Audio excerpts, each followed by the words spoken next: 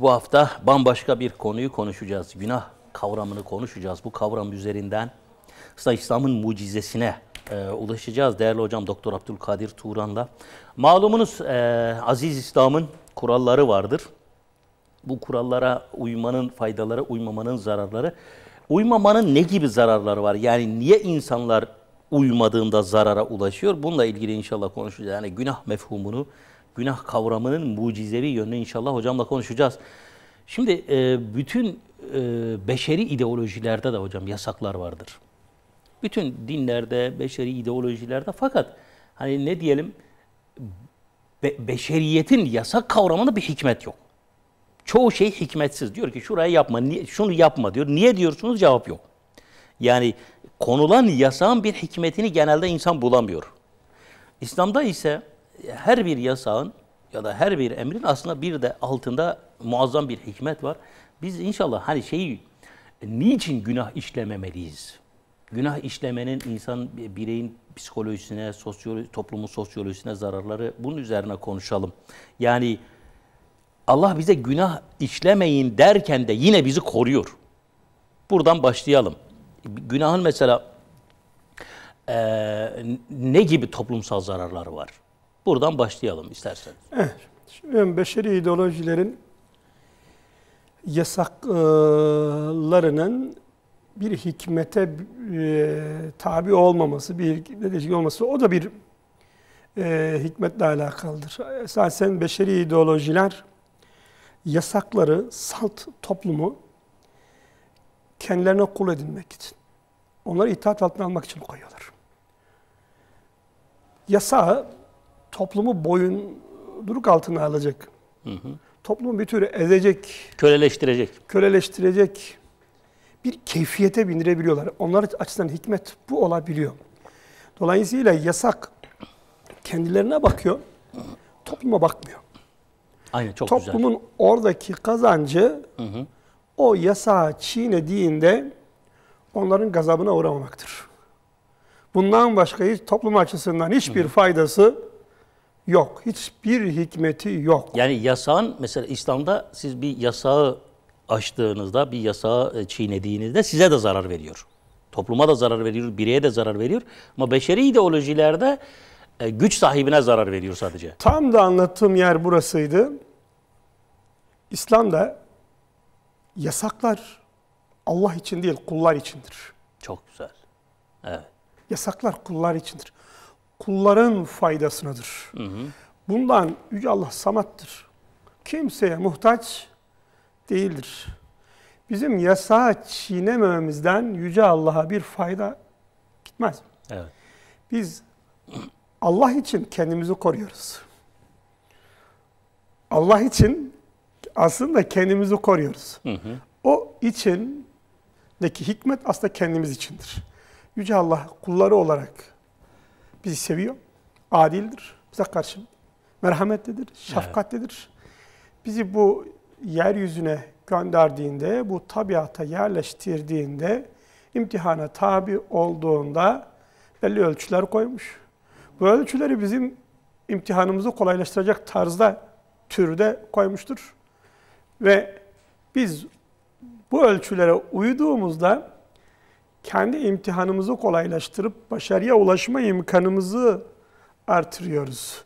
Yoksa bundan Yüce Allah'ın herhangi bir faydası, herhangi bir zararı yok. Faydamız veya zararımız Yüce Allah'a dokunmaz. O bundan müstahnidir. Halbuki beşeri ideolojilerde yasakların konma nedeni kulların temelde beşeri ideolojiye zarar vermesini engellemek ya da kulların beşeri ideolojiye daha çok fayda vermesini sağlamaktır. Biri müstahni olan, samat olan Yüce Allah tarafından konmuş bu ilahi nizamdır.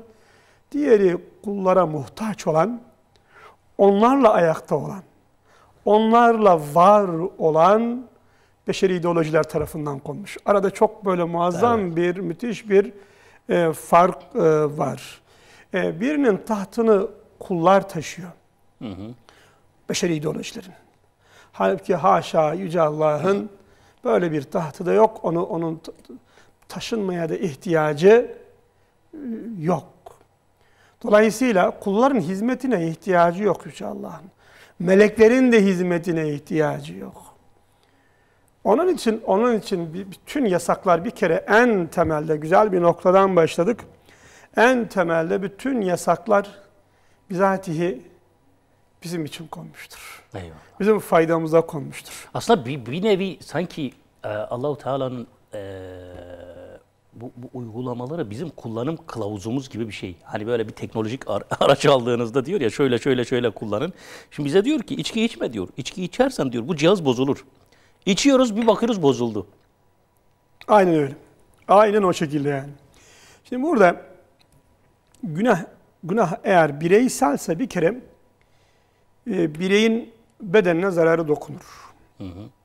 Bireyin duygularına zararı dokunur. Bireyin işlerine, başarısına zararı dokunur. Ama hiçbir günah bireyde de kalmaz. Günahın tahribatı toplumsaldır. Diyor Üstad Bediüzzaman o zaman rahmetullahi aleyh, şu zamanda bir adamın bir günahı bir kalmıyor, bazen büyür, sirayet eder, 100 olur der. Evet. Şimdi bireysel günahın toplumsal açısından tahribatı, eğer toplum bunun önüne geçmezse o günahın topluma yayılmasıdır. Ve toplumun bütün olarak ondan zarar görmeye başlamasıdır. Dolayısıyla günah başta bir noktayken kişi de gittikçe etrafını açar, toplumsal hale gelir ve toplumsal felaketlere yol açar. Şimdi kadim zamanlarda Yüce Allah Celle Celaluhu insanı teedip etmek için insanlık tecrübesinin henüz zayıf olduğu zamanlarda, henüz insanlığın sosyal olayları yeteri kadar tahlil etmediği çağlarda, evet onun fıtratında iyiliğe meyil vardı, evet onda akıl vardı, evet insana vahiy inmişti, peygamberler aracılığıyla vahiy inmişti. Lakin insanın bir kusuru, bir eksiği vardı. Belki ilk kez burada ifade ediyorum. Neydi o insanın eksiği? Henüz geçmişe bakıp istifade edeceği bir sosyo-tarihsel tecrübesi yoktu. Evet. Böyle bir sosyo-tarihsel tecrübesi olmayınca Yüce Allah ona zulmetmez, haksızlık etmez. Allahu alem diyoruz, hikmet budur. Yüce Allah tabii felaketlerle toplumsal günahları cezalandırıyordu. Yani sel baskınları, depremler, diğer felaketler, taşa dönme, maymuna dönüşme ve daha bilmediğimiz farklı sürelerde ifade edilen şiddetli işte bir rüzgar, tufan gibi somut cezalarla Yüce Allah onları cezalandırıyordu. Lakin Resul-i Ekrem'in ümmeti ahir zaman ümmetidir. Ve bu ümmet de elbette bu tür tabii felaketler yaşayabilir. İbret olsun diye buna açıktır. Lakin bu ümmeti kendisinden öncekilerden ayıran husus onun sosyal felaketlerle ve siyasal felaketlerle cezalandırılmasıdır. Bu çoğu zaman bu nokta karıştırılıyor. Ve zannediliyor ki doğal felaket sosyal felaketten büyüktür. Hal öyle değildir. Sosyal felaket doğal felaketten çok daha büyük, çok daha dehşet vericidir. Zira doğal felaket o nesli alıp götürüyor, yok ediyor. Yeni gelenler yeni bir hayat kuruyorlar. Sosyal felakette önceki nesil tamamen yok olmuyor. Peyderpey problemler yaşıyor ve yeni nesil o problemlerin içinde doğup büyüyor. Bulaştırarak devam ediyor. Bulaştırarak devam ediyor. Bu bir süreklilik oluşturuyor ki sosyal felaket hakikaten dehşet vericidir. Asıl ondan korkmak lazım. Milyonlarca insanın mesela uyuşturucuya alışması. Şey gibi değil mi hocam? Bu aslında fuhuşata alışması. Bu Beni İsrail'in mesela Hazreti Musa 40 yıl çölde bekletmesi. Yani bir neslin değişmesi. Çünkü bu nesil tahrip olmuş. Bu neslin içinden doğacak olanlar da tahrip olmuş bir şekilde doğmuş.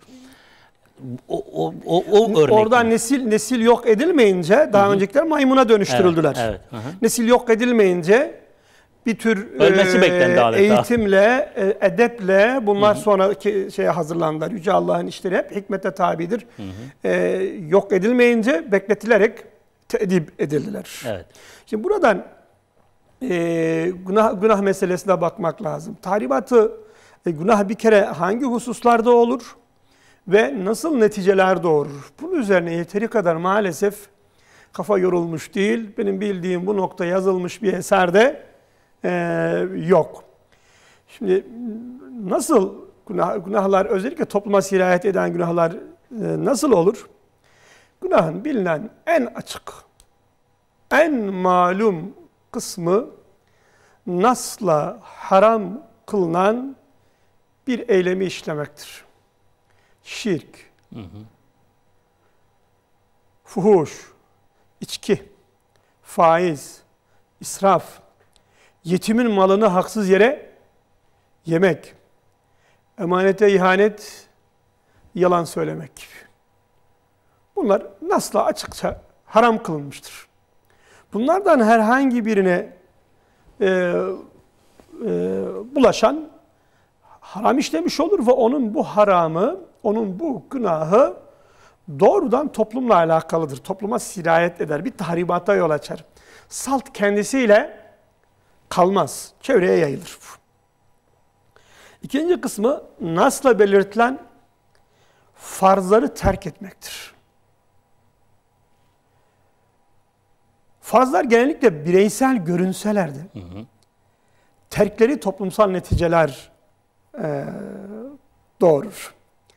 Burada gözden kaçan çok ciddi bir husus var. Biz genelde farzları bireysel düşünmüşüz. Dolayısıyla farzı terkin topluma sirayet eden yönü üzerinde yeteri kadar durmamışız. Mesela namazı terk gibi. Yani, orucu terk gibi. Bütün bir toplum kılmasa ne gibi bir zarar olacak?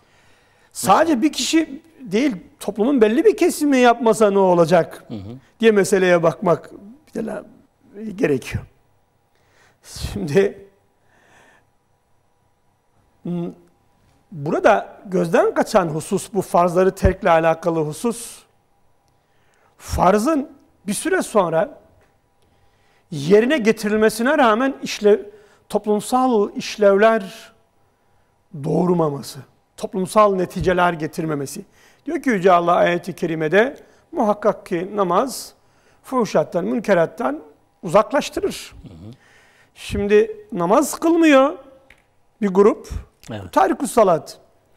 İkinci grup, namaz kıldığı halde fuhuşattan, münkerattan kendini alıkoymuyor. Biz genelde namazı kılma noktasında dururken namazın işlevi noktasında, namazın işlevsizleşmesi noktasında yeteri kadar çalışmamışız. Ve bu bir süre sonra bizim hikmetler noktasında takılmamıza yol açmış. Ne haramın hikmetini yeteri kadar anlayabilmişiz, ne haramın toplumsal tahribatını görebilmişiz, ne farzla haram arasındaki bağı görebilmişiz. Ve bir Müslüman bir toplumda yaşıyoruz. Müslüman, bunların her biri Müslüman toplum açısından bir unsurdur. Müslüman toplum bir bütün. İnancıyla, ibadetleriyle, yasaklarıyla, eğitimiyle tamamen bir bütün. Siz bu unsurlardan birini çektiğiniz zaman bu toplum çökmeye başlıyor. Şimdi demişiz ki namaz kıl. Fakat şunu düşünmemişiz. Namaz yaygın. Evet. Lakin yalan var, emanete ihanet var, haksızlık var, zulüm var. Sonra şöyle düşünmeye başlamışız. Ya bu toplum namaz kıldığı halde felaketlere uğruyor. Bu toplum namaz kıldığı halde hala geri bir toplum dünyada. Evet. Hala fakir, hala fakir, niye? hala yoksul. Şimdi İslami sistemi buradan bir anlamak lazım. Açacağım inşallah bu işin topluma sirayet eden taraflarıyla alakalı ama sistemi şuradan anlamak lazım. İslami sistem dünyada saadet ve ahirette saadettir. Bu fert bazından öte toplumsal bazda. Bazı fertler kendilerini bu uğurda feda ederler, şehit olurlar. Bunun neticesinde dünyada da saadet oluşur, ahirette de saadet hasıl olur.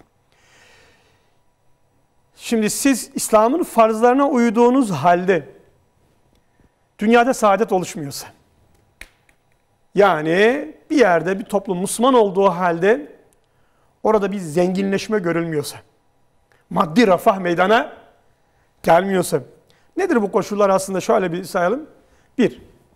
Bir toplum namaz kılıp oruç tuttuğu halde, hatta zikr ve ibadetlerini iyice bir derinleştirdiği halde, orada hala asayiş berkemal değilse, Yani suç işleniyorsa, suçlar işleniyorsa, problem var.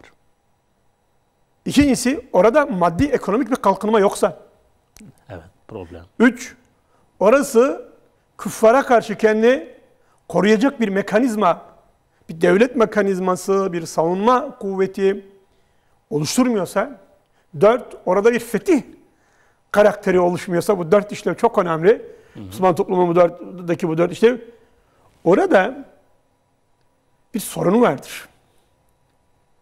Yani namazı mı yanlış? Öyle diyelim. Bu Allah'ın istediği namaz mı değil?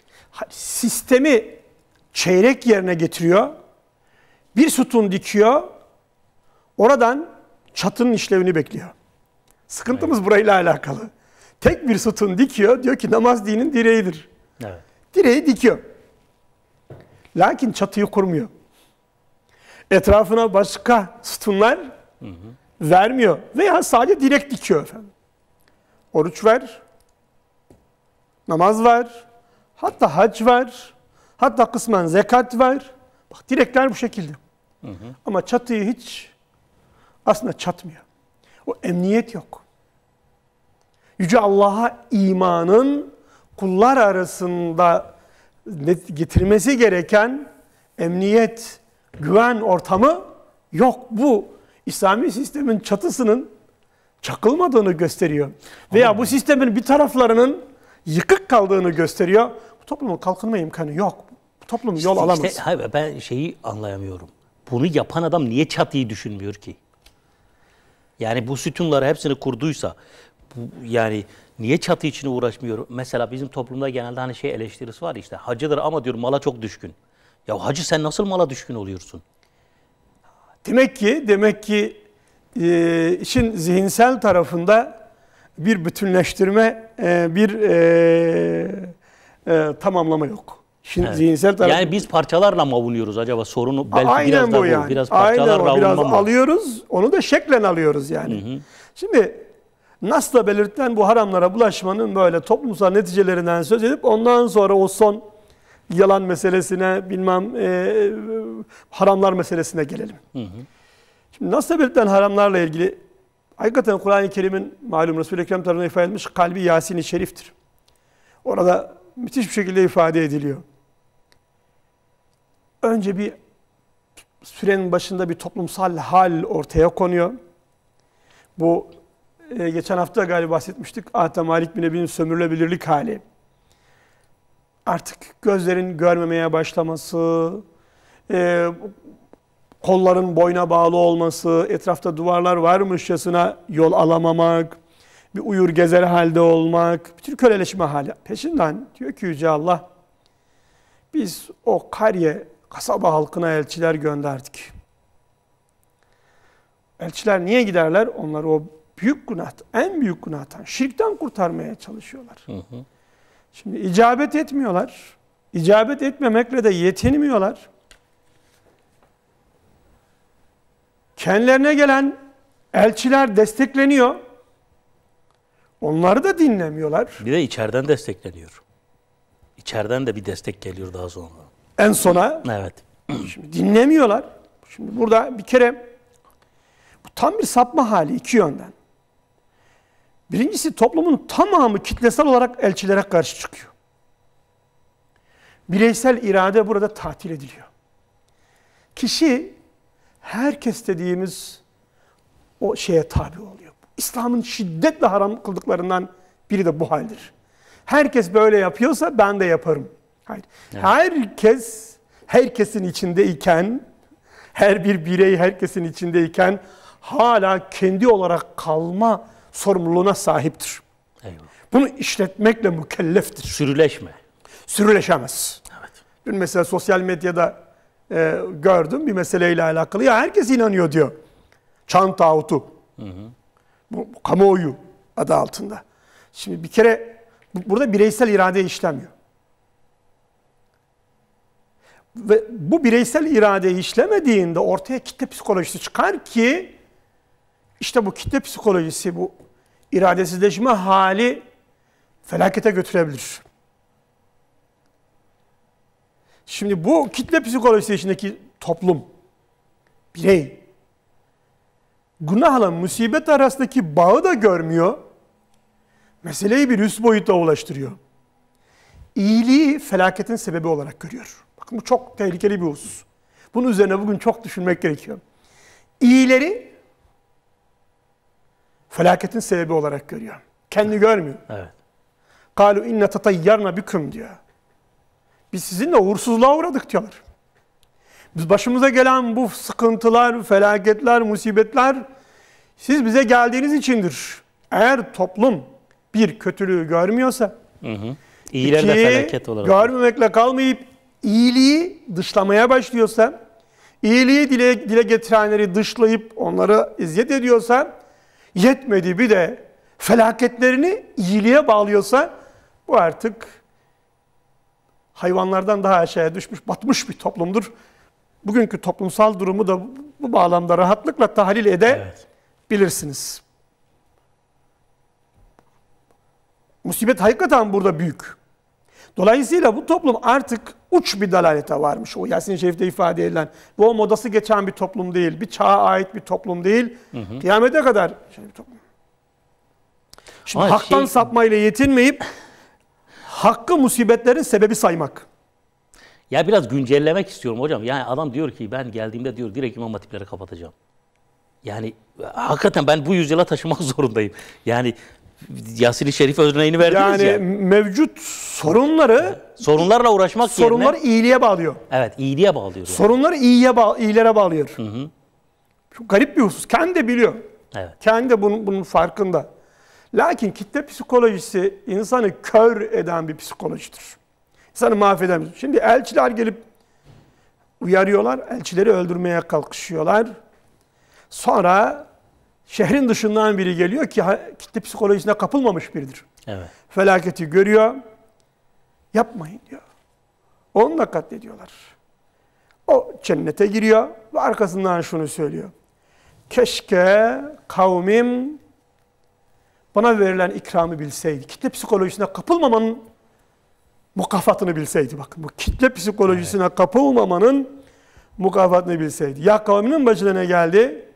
Biz gökten hiçbir ordu indirmedik. İndirecek de değildik. Sadece korkunç bir ses oldu. Bir anda sönüp gittiler. Ses, uyarıcı olan ses uyarıcıyken, ses irşad ediciyken, ses felakete dönüşmüştür. Zira hak onları irşad edici iken onlar hakkı felaket gördüler. Onlar hakkı felaket gördüler. Bunun üzerine uyarıcı olan ses de onlar için felakete dönüştü. Misliyle cezalandırıldılar. Kendi eylemlerinin karşılığı olarak cezalandırıldılar. Fakat burada bakın çok mühim. Biz meseleyi hep deprem, sel, baskın, kuraklık gibi görüyoruz. Oysa başta da ifade ettim. Sosyal felaket, örneğin bir kavmin soyunun kuruması, sosyal felaketten çok daha büyüktür. Doğal felaketten çok daha büyüktür. Nice deprem gelip geçmiştir ama kavimler yaşamaya devam etmişlerdir. Halbuki örneğin sadece fuhuşatın önünün kesilmemesiyle biz dünyanın en müreffeh toplumları İskandinav ülkeleridir. Onların soylarının kurumasıyla yüz yüze buluyoruz. Evet. Ya bu yoldan vazgeçecekler, örneğin eşcinsellik gibi, diğer fuhuşatlar gibi, içki gibi, ya da eninde sonunda 100 yıl sonra bir İsveç toplumu diye bir toplum olmayacak, bir Finlandiya diye bir ırk olmayacak, savaşsız, hiç depremsiz, depremsiz. Bu felaket onu oraya götürecektir. Onun için hayat bir felakete dönüşecektir. tadı, zevki onu imha edecektir. Bu çok acayip bir husus.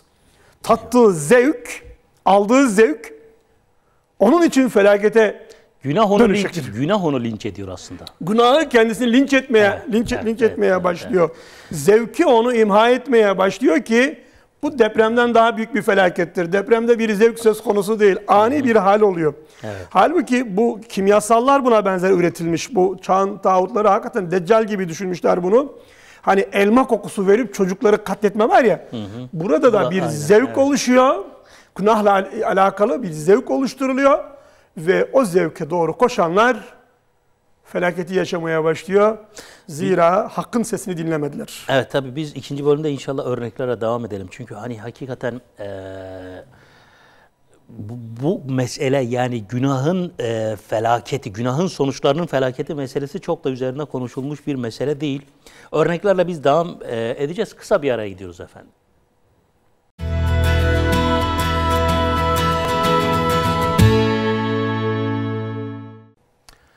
Evet, devam ediyoruz muhterem izleyenler. Hocam şimdi günahın sosyal felaketi, günahın sosyal sonuçları. Genelde biz günah mefhumunu hep birey üzerinden okuyoruz. Bu belki şey oluyor, biraz da yanlış oluyor. Yani yanlışlı kısmı şu, kul diyor ki ya tövbe ederiz, yani Allah Rahmandır, Rahim'dir. Ama günah yayıldığında sanki bireyin tövbesiyle de bu artık olmuyor, düzelmiyor. Peki hani toplumsal tövbe var mıdır? Bilmiyorum ya, toplumlar nasıl, toplum düştü. Herhangi bir günah, hangisini sayarız, aklımıza hangisi gelirse gelsin. İşte mesela bir faiz diyelim. Toplum çöküyor ekonomik olarak. Her alanda çöküyor. Korkunç derecede fazla kazanma isteği doğuyor. Bunun toplumsal tevbesi yok mudur? Elbette vardır. Yani elbette önderler gelip o toplumsal tövbeyi sağlayabiliyorlar. Şüphesiz ki kitlenin tümü hidayete erecek değildir ama toplumun geneli hidayete erebiliyor. Onun önünde herhangi bir engel söz konusu değildir. Evet. Şimdi örneklerle gidecek olursak hocam. Şimdi diyorsunuz ki mesela yalan mefhumu. Yani önceki toplumlar günah sosyalleştiğinde, toplumsallaştığında işte Habib-i Neccar örneğini verdiniz. Bir sesle yok ediliyor. Diğer kavimler de öyleydi. Bugün mesela bugünün hani dünden yarına diyoruz. Bugünün sorunları nelerdir? Bugünün mesela toplumumuzda bananecilik, işte kötülüğe karşı göz yumma, yalan söyleme, yani amaca ulaşmak için hele yalan söyleme, ticarette özellikle çok fazla kullanılıyor. Şimdi Hazreti Resul'ün Aleyhisselatü Vesselam ümmeti helak edilmiyor. Bizim helakın içinde miyiz ya da öyle mi sorayım? Evet, şimdi belki o yaşadığımız halde farkında değiliz. Zira bizim sosyo-tarihsel tecrübemiz bize vakaları doğru değerlendirme sorumluluğu verir. Eğer sosyo-tarihsel tecrübeyi gözden geçirmez isek, onu bir elden geçirmez isek ve doğru değerlendirmezsek bundan sorumluluk doğar. Ve bu sorumluluğa icabet etmemek bize felaket getirir. Belki de şu an getiriyor. Zira günahın dedik ki diğer kısmı nasla belirtilen yasakları çiğnemektir. Mesela fuhuş gibi. Evet. Nesli yok eder. Mesele sadece neslin birbirine karışması da değildir. O zinanın en basit halidir. Zinanın, fuhuşun en basit hali neslin birbirine karışmasıdır. Zinanın asıl hali nesli tamamen ortadan kaldırmasıyla fuhuşata alışan insanların evlenme ihtiyacı duymamalarıdır. Evet. Daha üç boyutları bugünkü boyutlardır. Lut kavminin başına gelen felaketlerdir, eşcinsellik halidir. Artık hiçbir şekilde üreme imkanının olmaması. Elbette buna karşı da çareler düşüneceklerdir. Diyecekler ki biz makinalarda artıracağız diyeceklerdir. Onun yollarını aramaya çalışacaklar elbette. Lakin hiçbir zaman Yüce Allah'ın hakimiyetinden kaçamayacaklardır. kendilerinden önceki kavimler hiç kaçmadıkları gibi. Evet. Sonra içki kötülüklerin anasıdır. Bunu alkole müptela toplumlar hakkında anlatılanlar yeteri kadar ortaya koyuyor. Böyle içkiye müptela bir toplulukla aynı okulda çalışıyorduk. Maalesef eğitimci arkadaşlar, öğretmen arkadaşlardı. Onlardan biri bir sabah aynen şöyle demişti. Normalde ateist biriydi. Ya dedi, ne kadar doğru söylemiş de biz kavramamışız dedi. İçki kötülüklerin anasıdır dedi. İnsan dedi bu içkiye bulaşınca artık kötülüklerinin sonu hiç gelmiyor. Sonra bana dönüp öğretmenim dedi, bana göre çok yaşlıydı. Bu sol literatür içinde hocam demek yerine öğretmenim dedi. Biliyor musun dedi. İçkiye müptela biri varsa eğer dedi. Ve bunu toplumsal yerlerde icra ediyorsa, kamusal yerlerde icra ediyorsa bu içki içme işini, sakın dedi ona ben içiyorum da evime gidiyorum diye inanma dedi. Zararım sadece bana diyorsa mesela inanma. Kesinlikle çünkü genelde inanma. öyle diyorlar. Bak dedi ben yıllardır dedi bu yapının içindeyim dedi. Buna bulaşıp da dedi. Başka pisliklere bulaşmayan bir Allah kulu yoktur dedi. En basiti aile hayatıdır dedi. Kumarı kötülüklerin anasıymış dedi. Sonra biz burada fuhuş ve içki üzerine yeteri kadar odaklanıyoruz. Lakin yalan söyleme, emanete ihanet üzerinde yeteri kadar durmuyoruz. Halbuki bu toplumsal birliği bozar.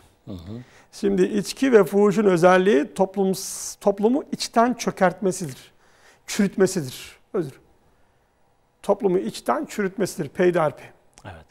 Halbuki yalan söylemek ve emanete ihanet etmek birliği tamamen parçalıyor. Yani bir güven duygusunu, bu sonuncusu güven duygusunu yerle bir ediyor. Dolayısıyla dağıtıyor. Dağıtıyor. Dışarıdan dışarıdan içeriden çürütüyor. Evet. Diğerleri darmadağın ediyor, parçalıyor. Şimdi faiz ise toplumsal tabakalaşmaya ve nihayetinde iç çatışmaya yol açıyor. Evet. Bunların her biri bir diğerini tamamlıyor aslında yani. Şimdi fuhuşla bir çürüme başlıyor. İçki ile aslında bir içe doğru bir çürüme başlıyor. Fuhuşla nesiller bir azalmaya başlıyor. Yalan söyleme, emanete ihanetle toplumsal birlik dağılıyor. Yatay olarak bozuluyor. Faizle bu dikey bakımdan toplumsal bir parçalanma meydana getiriyor ve nihayetinde ortaya bir çatışma çıkıyor.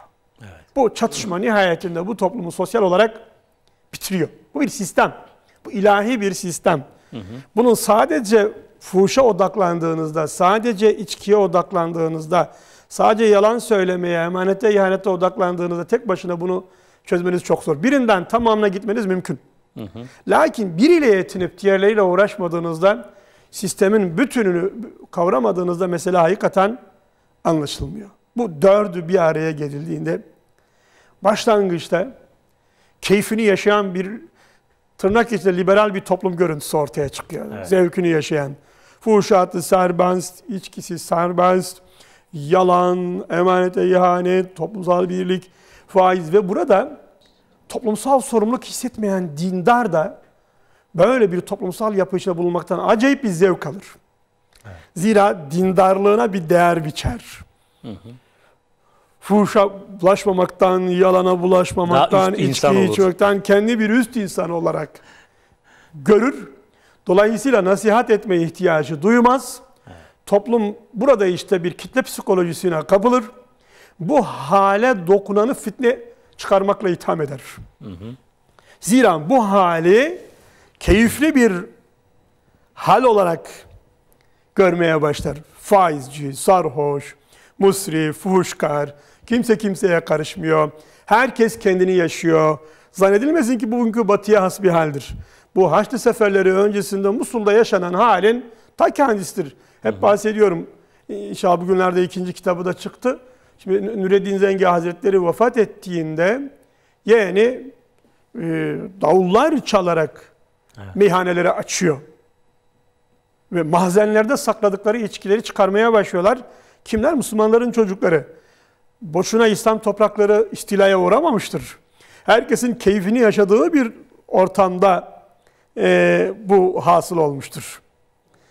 Şimdi ve bu bahsettiklerim farzlarla ve diğer emirlerle de tamamen alakalıdır. Ne der Yüce Allah Ankebut suresinde? Sana vahyedilen kitabı oku ve namaz kıl. Şüphesiz ki namaz hayasızlıktan ve kötülükten alıkoyar.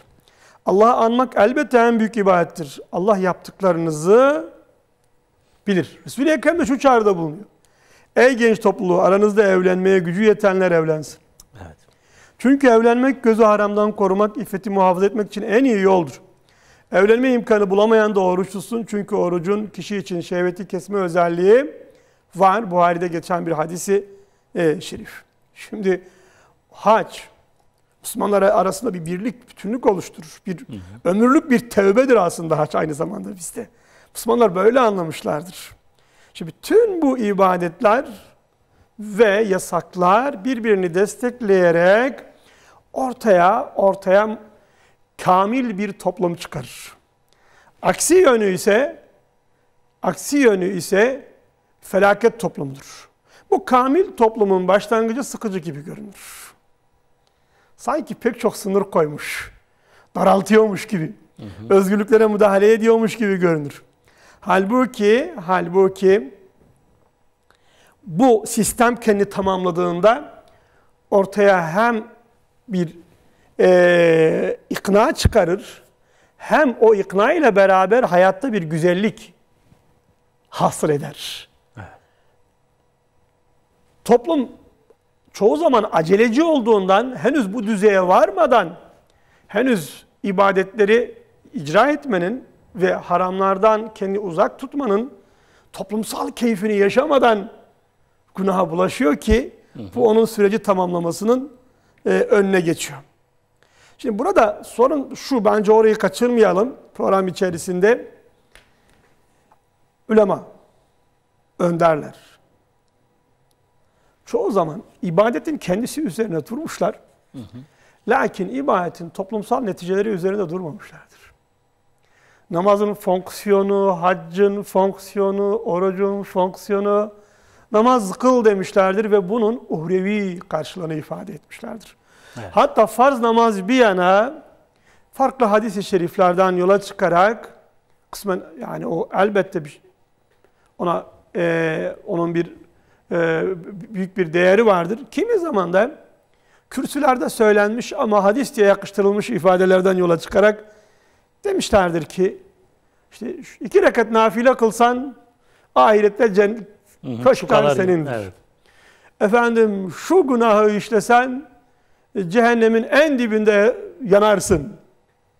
Fakat bu ahirete odaklanmış ulema ve önderler maalesef farklı uygarlıklardan etkilenmeyle alakalı olarak dünya cehennemini ve dünya cennetini kaçırmışlardır. İslam'ın toplum açısından bir dünya cenneti hasıl ettiğini, buna tabi olmayanların, hele Müslüman bir toplum, çeyrek bir toplum böyle, hem inanıyor hem icra etmiyor, onun bir tür cehennemi dünya cehennemini yaşayabileceğinin yeteri kadar ifade etmemişlerdir. Bu konuda yeteri bir emek sarf edilmemiştir. Özellikle başımızda zalim yönetimler bulunduğunda, zalimlere sözlerimiz dokunur endişesi ile çekingence bir dindarlık ifade edilmiştir. Bu bir tür kaçma halidir, dünyadan kaçma halidir. Bunun kesinlikle Kur'an ve sünnetle bir alakası yok. Kur'an ve sünnet dünyaya müdahale etmeyi, kötülüğü izale edip orada hakkı inşa etmeyi emreder. Böyle bir İslam değil, böyle bir Müslümanca yaklaşım değil. Bunun yerine dünyadan ahirete doğru bir kaçış Müslümanlığı. Evet.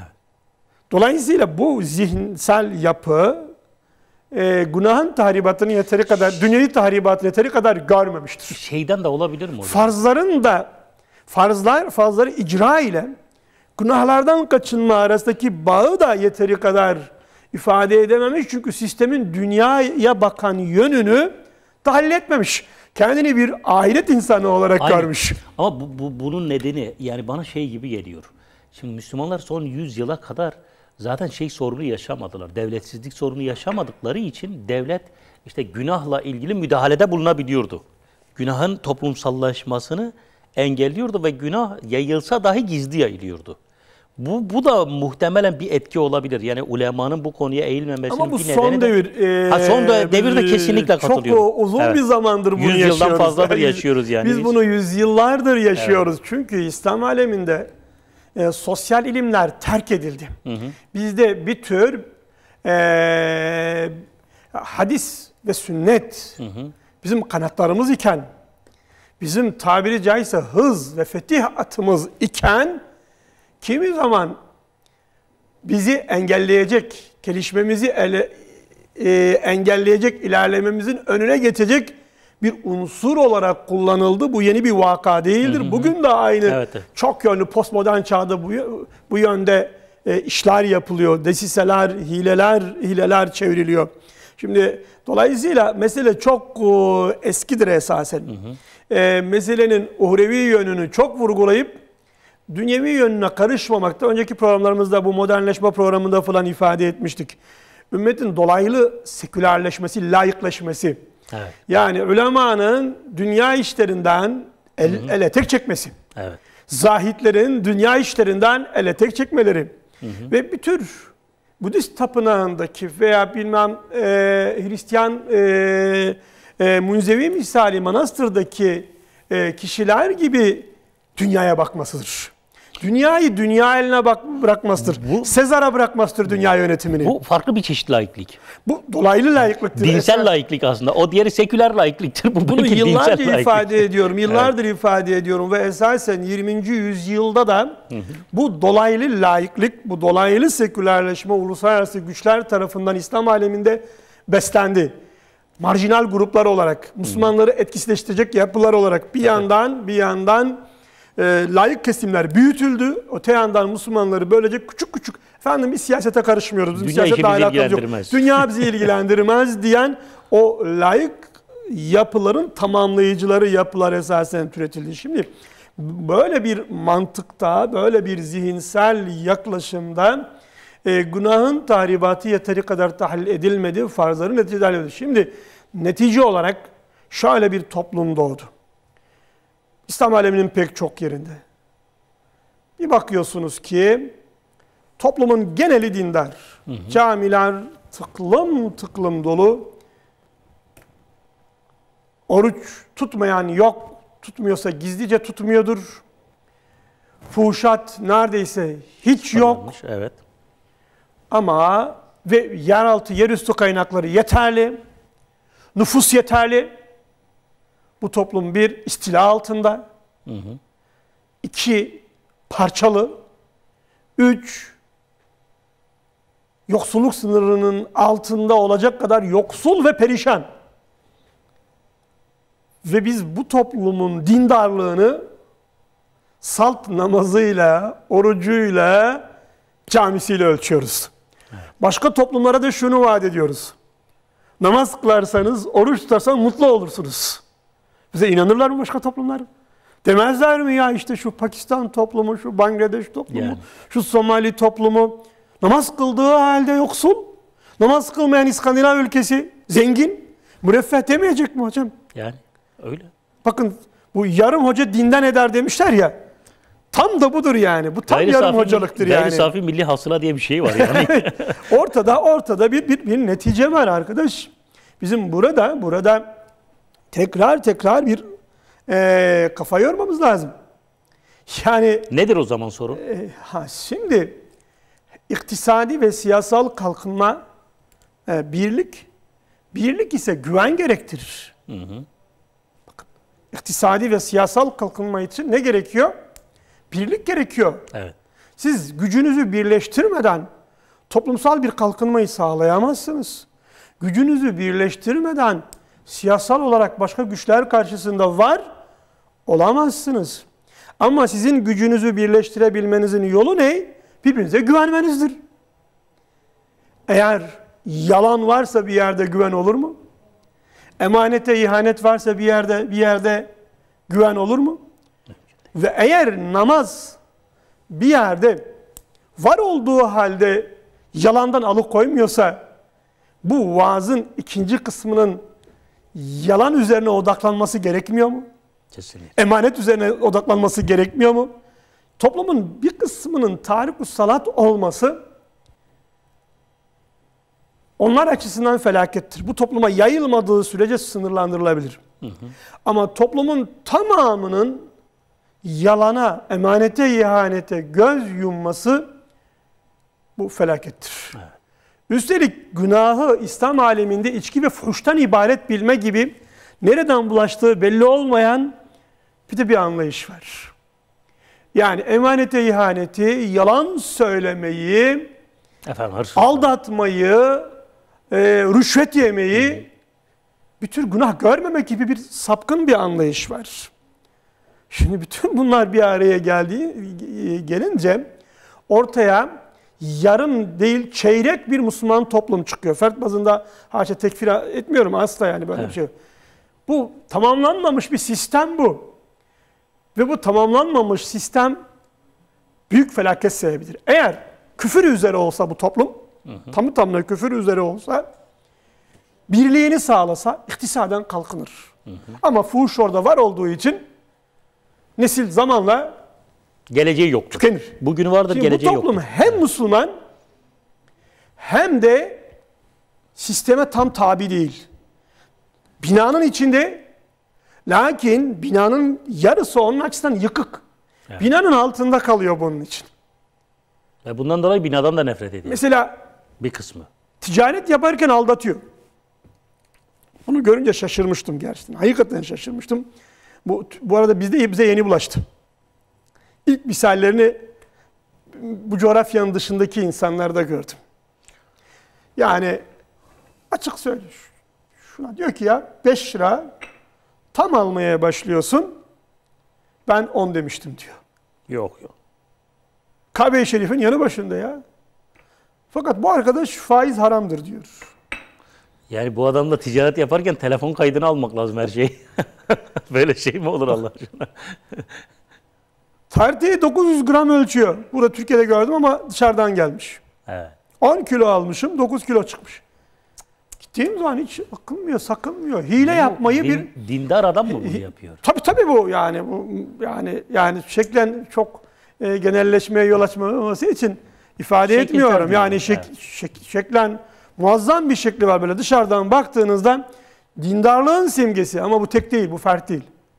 Toplum bağlı. Ben sonra bunu o ülkeleri gezen arkadaşlara sordum. Dedim ki arkadaşlar, ben onların fertlerini gördüm. Türkiye'de gördüm, orada gördüm. Memleketlerinde nasıllar? Hocam dediler, bunlar yalan söylediklerinde siz ne kadar onlara inanıyorsanız kendilerini o kadar sanatkar bir yalancı olarak görüyorlar dedi. Ama namaz kılıyordum. Çok güzel namaz kılar dedi. Çok güzel oruç tutar dedi. Fakat nasıl dedi terazide dedi sizi aldatır ama faiz haramdır. Şimdi burada işte böyle bir yarım dindarlık tamı tamına bir musibet sebebidir. Bu küffarın istilası altına girmek. En İngiliz'i dünyada bir avuç insan, doğru mu? Yani. Bir adada. Eğer o bir avuç insan gidip onları istila etmişse bu onlara felaket olarak yeter. Göreceksiniz ki o İngiliz diğer İngilizle münasebet halindeyken birbirine karşı yalan söylemez. Birbirinin emanetine ihanet etmez. Dolayısıyla onun birliği var. Güveni var. Güveni birlik getirmiş. Hepsi grafik olarak da ifade edilebilirdi. Güven oluşmuş. Güven ne getirmiş? Birlik getirmiş. Birlikte gücü getiriyor beraber. Birlikte gücü getirmiş. Allah-u Teala Rahmandır. Yani. Onun kanununa bu şekilde bu şekilde uyana dünyada verir. Ama namazsız, oruçsuz bunu yaptığı için onun da ahireti eksiktir. Ahirete elbette cehenneme gidecektir. Meselen bir dünya yanına bakmak lazım, bir de ahiret yönüne bakmak lazım. İslam'ın böyle bir çift yönü var ki çoğu zaman biz bir kanatla uğraşırken diğer kanadı bırakıyoruz. Eyvallah. Asıl bu üstün bir iradenin oluşmasını da bu engelliyor esasen. Eğer burada yalan dolan olmazsa güven olur. Güven olursa birlik olur. Birlik olursa bir avuç Hindu 250 milyon Müslümanı aciz durumda bırakmaz. O Müslüman içki haramdır dediği kadar, onun %1'i kadar emanete ihanetle uğraşsa ve bunu toplumdan izale etse ortaya bambaşka bir toplum doğar. Eyvallah.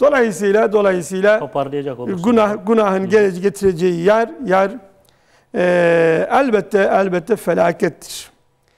Eğer meseleyi mekanizma bütün olarak takip edilmediğinde, namaz kılıp kadına zulmeden, zekat verip borcunu ödemeyen tipler yaygınlık kazanır ki, bunun ilk akıbeti nasihat edecek kişilerin azalması, nasihatın etkili olmaması ve nihayetinde ibadetlerin de icrasının azalması olacaktır ki bugün yaşadığımızda budur. Hem namaz kılacak, hem hakka tabi olmayacak, hem namaz kılın diyecek, hem ticareti dürüst olmayacak.